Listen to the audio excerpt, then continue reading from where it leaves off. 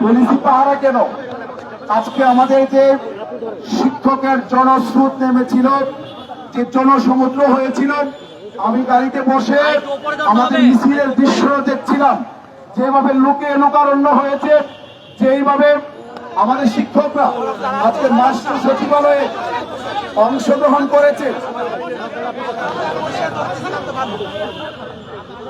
যেইভাবে অংশগ্রহণ করেছে, কোন বাহিনী দিয়ে আজকে আমাদের এই জনস্রোতকে আটকানো রাখা সম্ভব ছিল না।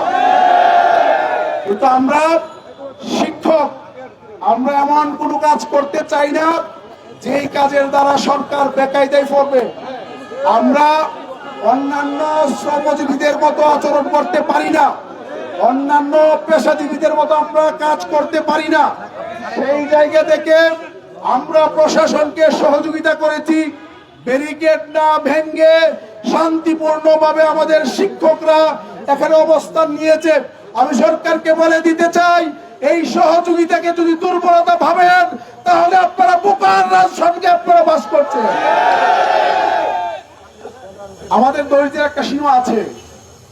আমরা খোলা আকাশের নিচে খেয়ে না খেয়ে পড়ে আছি, সময় মতো নামাজ পড়তে পারছি না, সময় মতো খেতে পারছি না। এটা আমাদের সকল শিক্ষকের একই অবস্থা। থাকার জায়গা নেই, ওয়াশরুম নেই। খোলা আকাশের মধ্যে শহীদ মিনার আমাদের শিক্ষকদেরকে যাপন করতে হচ্ছে। এই কষ্ট যদি সরকার আরো বেশি দীর্ঘায়িত করে, আমরা কিন্তু প্রশাসনকে সহযোগিতা অব্যাহত রাখা সম্ভব হবে না। আমরা ইতিমধ্যে সিদ্ধান্ত নিয়েছি, আগামীকালকে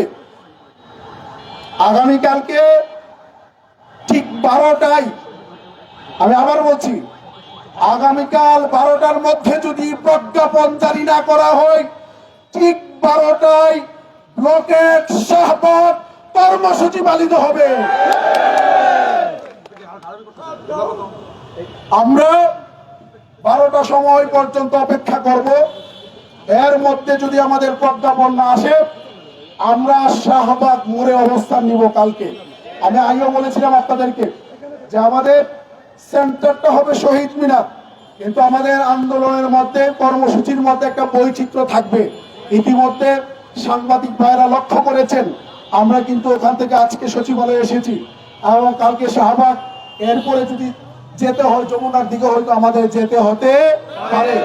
তো আমরা চাচ্ছি না একেবারে প্রথমে যমুনাতে যেতে, কিন্তু আপনারা যদি আমাদের কষ্টকে দীর্ঘায়িত করেন, আমাদের পিঠ যেহেতু দেয়ালে ঠেকে গেছে, আমাদেরকে হয়তো যমুনা অভিমুখে মার্চের ঘোষণা হয়তো দিতে আমাদেরকে বাধ্য হতে পারি আমরা।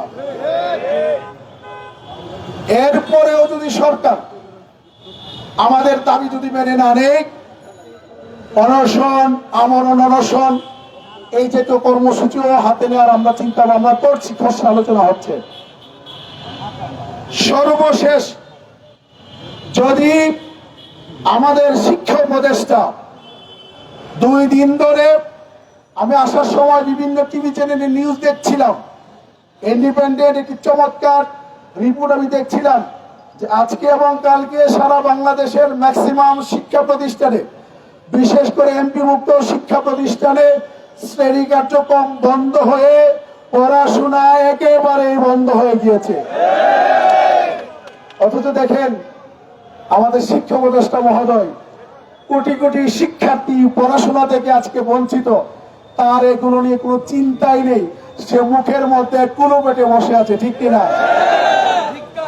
আজকে যে শিক্ষকের কারণে, যে শিক্ষার্থীর কারণে আপনি শিক্ষামন্ত্রী, আজকে সেই শিক্ষকরা খোলা আকাশের নিচে বসে আছে।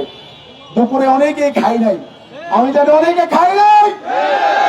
আর শিক্ষা উপদেষ্টা এত শিক্ষক না খেয়ে পড়ে আছে, জীবনের ঝুঁকি নিয়ে খোলা আকাশে পড়ে আছে, আর আপনি কিভাবে আপনি আলিশান ভাবে জীবনযাপন করছেন? আপনার তো উচিত ছিল শিক্ষকদের সাথে রাজপথে নেমে আসা, রাজপথে এসে তাদেরকে বুঝানো সরকারের সামর্থ্য কি আছে নাই, তাদেরকে অন্তত বুঝানোর দরকার ছিল রাজপথে এসে। আপনি ইতিমধ্যে প্রমাণ করেছেন আপনি একটা অপদার্থ শিক্ষা উপদেষ্টা।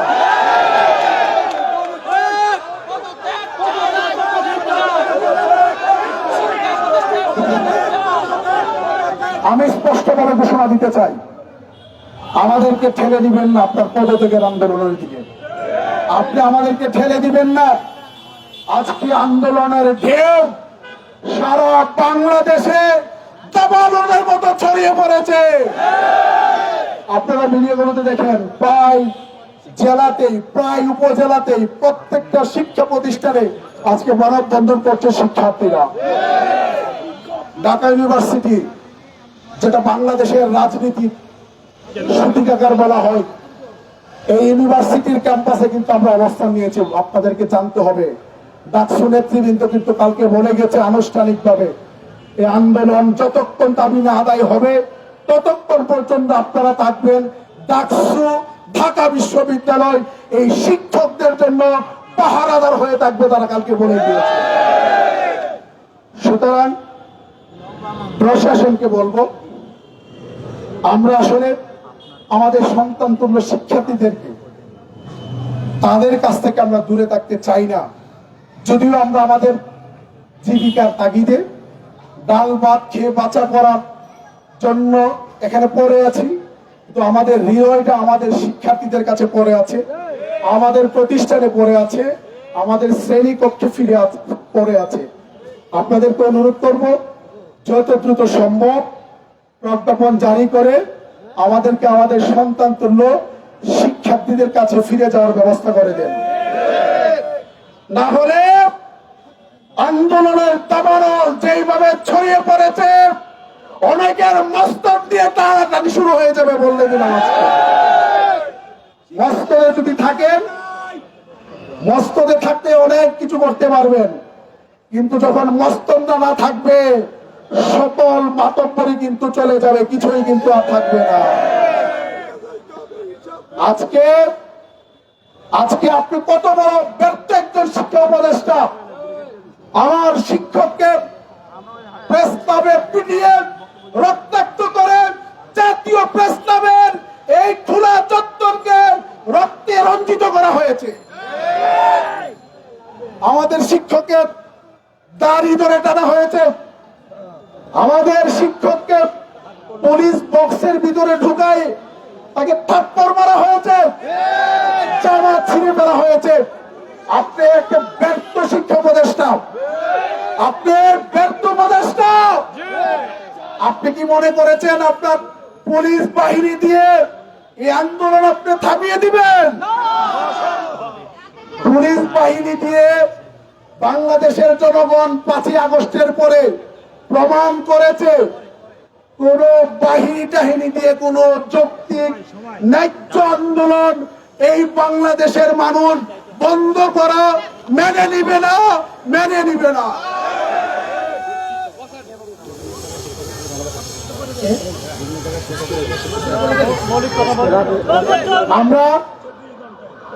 আমরা ইতিমধ্যে সিদ্ধান্ত নিয়েছি যে আমাদের সেন্ট্রাল পয়েন্ট যেহেতু জাতীয় শহীদ মিনার, আমরা জাতীয় শহীদ মিনারে আমরা ফিরে যাব, ওখানে আমরা রাত্রি যাপন করব। রাত্রি যাপন করার পরে আগামীকাল সকাল 12টা পর্যন্ত আমরা অপেক্ষা করব। যদি সরকারের বোধোদয় না হয়, আমি পুলিশ বাহিনীকে আপনাদের উদ্দেশ্যে বলতে চাই, একটু কান খুলে শুনেন। আবার বলছি, একটু কান খুলে শুনেন। এতদিন আপনাদেরকে সহযোগিতা করেছি, আগামীকালকে রকেট শাহবাগে যদি কোন রকমের বাধা তৈরি করা হয়, শিক্ষক সমাজ এই পুলিশ বাহিনীকে প্রতিরোধ করবে, প্রতিহত করবে। আমার কোন শিক্ষকের একটা চুলো যদি স্পর্শ করেন, বিনা জবাবে আপনাদেরকে ছেড়ে দেওয়া হবে না ইনশাআল্লাহ। আমরা আমাদের আগামীকালকে আমরা এখন শহীদ মিনারে ফিরে যাব, ওখানে রাতে আমরা থাকবো। আগামীকালকে 12টার আগে যদি প্রজ্ঞাপন জারি না হয়, 12টায় আমরা ব্লকের শাহবাগ কর্মসূচি পালন করবো ইনশাল্লাহ। আপনাদের সকলকে সংগ্রামী সালাম জানিয়ে আমি শিক্ষকদেরকে, সারা বাংলাদেশের শিক্ষকদেরকে বলবো যে আমরা শহীদ মিনারে থাকবো রাতে। আমরা এখান থেকে মিছিল সহকারে শহীদ মিনারে যাব, এখনই যাব। শহীদ মিনারে আমরা রাত্রি যাপন করব। আমরা 12টা পর্যন্ত অপেক্ষা করবো আগামীকাল। যদি এর মধ্যে প্রজ্ঞাপন না হয়, ব্লকের শাহবাগ কর্মসূচি ঠিক 12টায় আমাদের শহীদ মিনার থেকে শুরু হবে ইনশাল্লাহ। আমি সারা বাংলাদেশের শিক্ষকদেরকে অনুরোধ করব, যেহেতু কর্মবিরতি চলছে, প্রতিষ্ঠানে আপনার কোনো কাজ নাই, আপনার অধিকারের জন্য আমরা লড়াই করছি, আপনি আমাদের সহযোগিতা হবেন। সকলের উপস্থিতি আমরা শহীদ মিনারে কামনা করছি। আমরা শপথ করেছি কোন অবস্থাতেই প্রজ্ঞাপন ছাড়া এই শহীদ মিনার থেকে আমরা যাব না, শ্রেণীকক্ষে যাব না। সকলকে ধন্যবাদ।